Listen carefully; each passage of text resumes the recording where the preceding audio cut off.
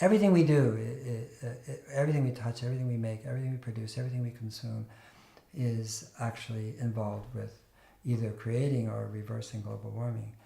And when you see that, in a way that actually is about possibility again, about change, about transformation, about improvement, about growth, about entrepreneurship, about design, about creativity, about imagination, then you have a very different view of the world.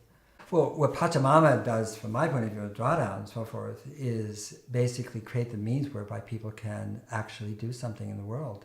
And you do it by community, you do it by a we instead of an I. And that's really, we talk about it in the book, and when you use the you singular, about climate, it makes people feel really inadequate.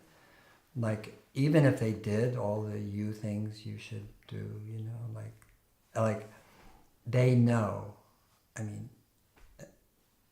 that it is not adequate to the task at hand.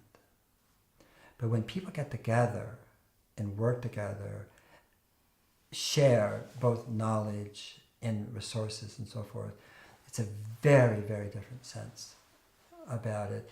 And then it makes a specific action part of a larger whole, as opposed to being, I'm by myself doing this and I hope it helps, but I'm just one person, and it doesn't really amount to anything, but it makes me feel a little bit better, but I still feel really bad about what's happening overall. That doesn't happen once you get into a group, whether the group is located in a small area, a community, a city, it doesn't matter. We are not individuals. We're just taught that. But that's not our identity. We don't have a call to action.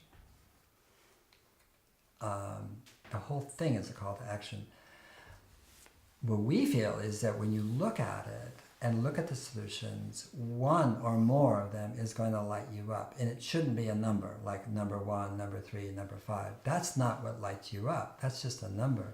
What lights you up is girls, educating girls. What lights you up is agroforestry. What lights you up, is new materials. Those are the things.